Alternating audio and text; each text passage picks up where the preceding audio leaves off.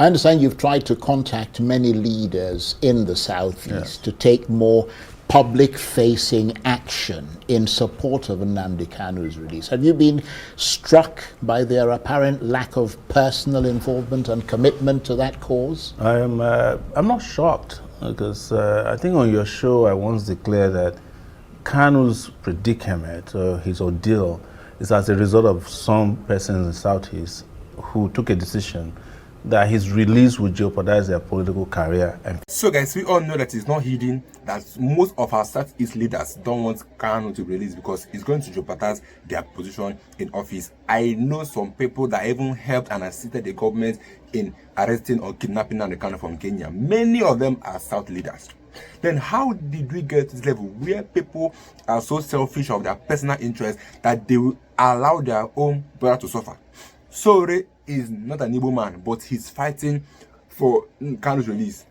Atiku is not an Igbo man, but they are fighting for Kanu's release. But here are some Igbo leaders that are meant to be fighting are busy backing the government because of what they will gain. Take a listen at this news or this analysis from Sowore. I'll get to this in the comment section. Future. That I know as far back as when Tinubu freshly became president, because I was part of some conversation to release him. And they said at that time, Imo elections are coming. If it comes out, APC might not win. And subsequently, I realized that some of the communiques you see is just, word of mouth by day. When they go at night or when they meet Tinubu, it's likely that they have a different position. And when I started contacting them in the last 24 hours, I'm shocked. Some of them that I used to be able to reach just switched off their lines. The ones I sent messages never responded. I reached out to Soludo, who I know personally. That's Charles Soludo, who's the governor of Anambra State. No response till now. I reached out to Alex Oti. Alex Oti used to be a columnist for Sahara Reporters, so I know him personally. No response till now. The only response I got was a nominal response that no, we shouldn't have dragged us the way you did. Reached out to Peter Obi, they said he's in Rome. But I sent a message that, you can behave as the Romans do too, just be part of this. But some have been encouraging. Senator Abaribe, I reached out to him, he responded, he said, I'm in on this. And I know that Abaribe suffered when he was a shorty for Kanu.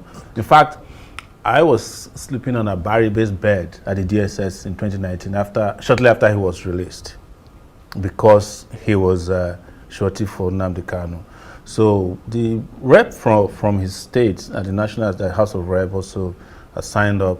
A number of persons have signed up, some of them publicly, but there is no unified response from Southeastern political leaders or traditional rulers or even the religious priesthood there, which many had expected would happen. But a lot of young people have signed up to this, and you can see that the Nigerian government is already pushing back because they've seen the response to be unequivocally in support of the release of Nnamdi Kanu at this time. I don't think they were expecting that such a response would be so favorable and swift.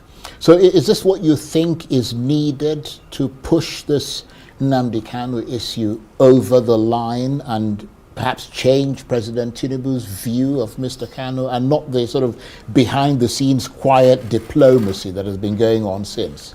It's obvious that diplomacy cannot work. If it was going to work, by now it would have resolved the issue. I think they used the diplomacy or their proclamation about diplomacy to just make the public become a little lethargic about his release so that nobody, they're working on it, don't worry. Because we hear that a lot from Oti, who is the Abia State governor, that is working on this quietly. In fact, I was told in court about 2 weeks ago that he will be released on head grounds. They are convinced everybody, only for him to come to court, and they kept changing the goalpost, as we call it. So I don't think diplomacy has to be a combination of, actions. And one of it, I think, is going to be a loud public disapproval of his continued detention, and a protest would work, in my view, in that regard. And that's why I want these people who claim to want him to be released to join the protest. Yes, because when they have issues, they do protest. There's no major politician in this country has never participated in the protest when their own private interests are at stake. I was speaking to a group of Nigerian political campaigners recently, and they seem to think that mobilizing the Nigerian people for any kind of large-scale protest has become a sort of famously impossible thing to achieve. I mean, do you share that view? Well, I don't. It's the same country in 2024 that Nigerians protested for 10 days straight in what was known as End Bad Governance struggle. Nigerians in 2020 did End SARS. It was a globally acclaimed resistance. Well, to be fair, the End SARS was the last big protest. Yes, but there was still a protest in 2024. It may not have been as big. What I'm saying is that, yes, there's been efforts to discourage Nigerians, and you know, when you go out there and kill people and charge them for offenses that are very grievous in nature, you're likely to discourage a country in which, you know, you have 139 million people who are living in abject poverty. They just want to go out there and get whatever they can and survive from day to day, hand to mouth. So, but I don't think that is impossible. What has been impossible is the unity of purpose, because they have figured out how to divide us, you know, along ethnicity. I remember in 2024, when we were planning End Bad Governance protest, we included the release of Nnamdi Kanu in that protest. And the Ohaneze Igbo, when I issued a statement that they are not part of the protest. So maybe by now, we would have gotten Nnamdi released. So there's also a lot of tactics used by Nigerian government to discourage people. And some of it is how they have made it open-ended to kill protesters, you know, implicate them in crimes that are insurmountable. You saw in 2024 how they charged children for treason. It's never happened anywhere in the world before. So, but I think the consciousness around this is great. And I also think that in some ways, Nigerians always love when things are happening in other places. They love the replica of it. You know, you notice that there's been a lot of chatter around Nepal, you know, Morocco recently. So maybe, you know, that's also might be an inspiration. Right, but I mean, are there lingering security-related things that are yet to be resolved around Mr. Kanu? I mean, can he, for instance, call on IPOB? I think he's called on them before, but again, to relinquish all forms of violence and all forms of threat to the Nigerian state. Will that be needed as well in order to convince the powers that be of Mr. Kanu's sincerity? I think he made an open declaration in court where he said, give me 5 minutes if I'm released, I'm going to end the violence in the Southeast. He made the declaration in court last year. What does you want from him? And you are the government, at any rate, you have a duty to protect the public. It's not his job to protect the Southeast or the Southwest. But the truth is that I have said this, and I'll repeat again. If you are a Nigerian, you can get away with a lot of things. But if you are Igbo, Nigerian, you can't get away with a lot of things. Yes. But you're not getting away with much. Yes, but the odds are stacked against you because, you know, you're coming with zero, and they will do it to you. I mean, it was in this country that there's a Yoruba nation movement. They even went and hijacked a radio station last year. You know, did you hear of any trial? Did you hear of any arrest? I'm not using that. I'm not saying that that should not be the case, but we must tell ourselves the truth. That it just doesn't look good that, you know, the Igbos are marginalized in every sector, including in the justice sector. You know, to get a trial wrapped up in 10 years, is that so difficult to do, especially when you claim that you have evidence that this person has committed these grievous crimes. Nothing has been done. There's nobody who's been presented as a witness.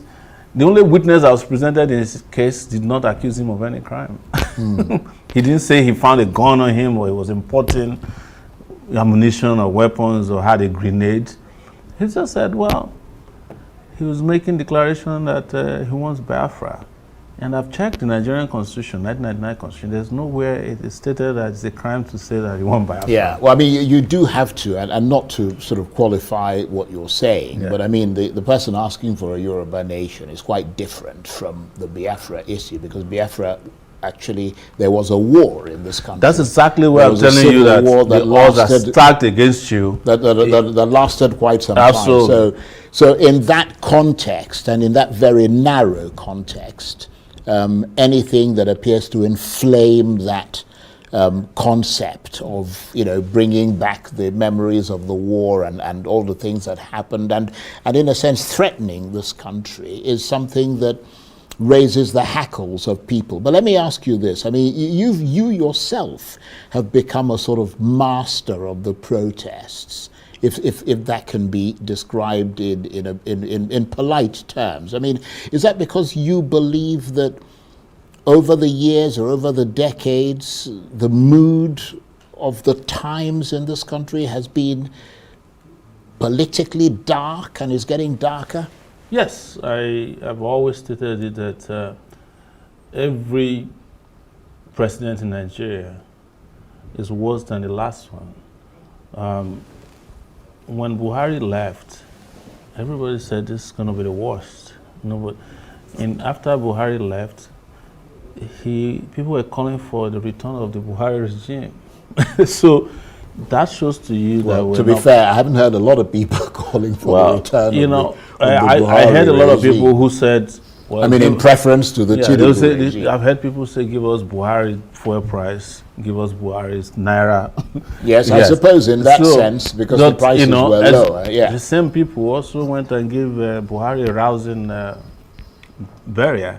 So it doesn't look like they hate him. I was probably the only person who said, this guy don't deserve the kind of monumental, acclaim and cheerleading that followed his burial.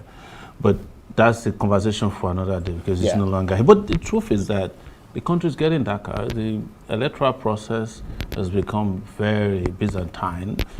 Nobody believed that elections can deliver votes that bring about credibility, that they can be free and fair, and that it is the people you vote for that will get declared as winners of election. Of course, you've seen poverty. Yesterday, they said, this is from the Nigerian government, that from 81 million people who are in abject poverty, we have now moved to 139 million, and we have 200 million people. So we're not making progress. That's the truth, either politically, economically, culturally, and socially. I don't see. Well, the government is disputing those sort of World Bank figures, and they would say to you, I'm sure you've heard them say it many times, that your view of this country is particularly melancholy and despairing.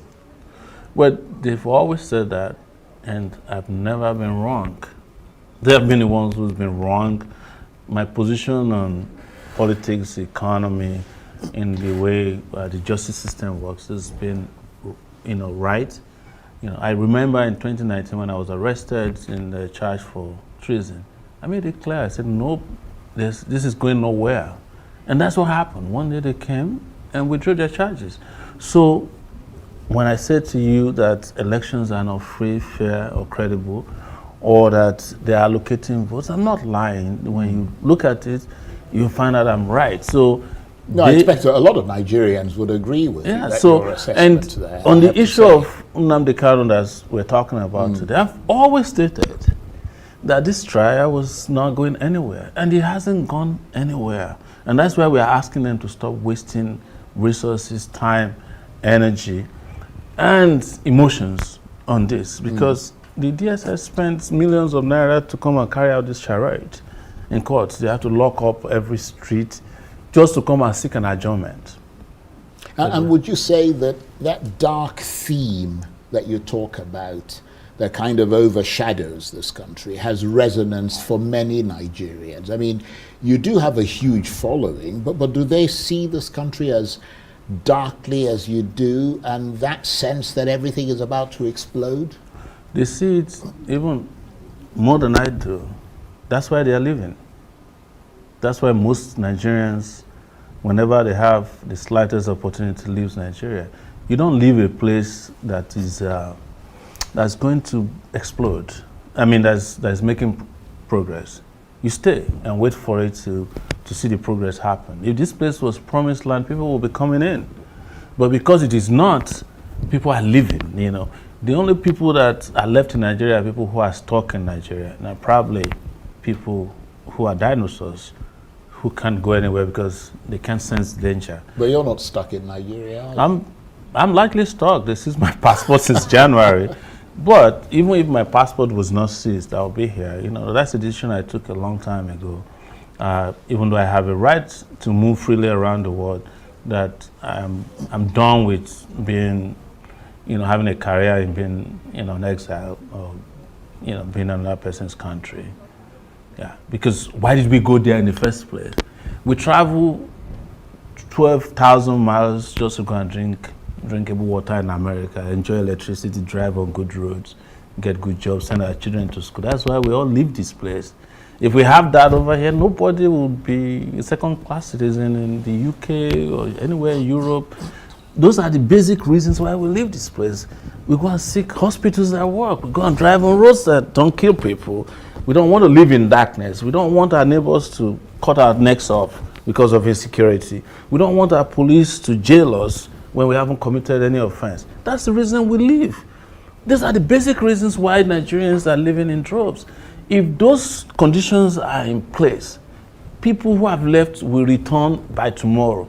Some of them will return without taking a single bag of clothing to come back.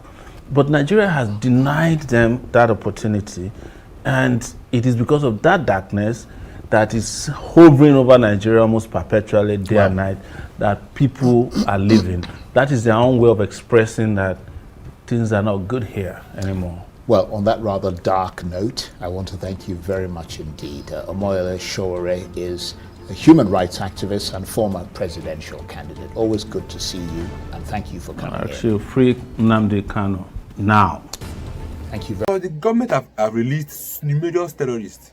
Numerous terrorists have been released under government. So what is now hard? Why haven't they want to release Nnamdi Kanu, despite the doctor saying that Kanu is not feeling well, that Kanu health is at risk? The governments are still insisting that they will not release this man upon doing nothing. Okay, they say that he said that they should leave Nigeria, that it have expired. But Nnamdi Kanu is not the only person that has made such statement. Many have made the same statement, and none of them have been arrested. To tell you the level of how they discriminate Igbos in Nigeria.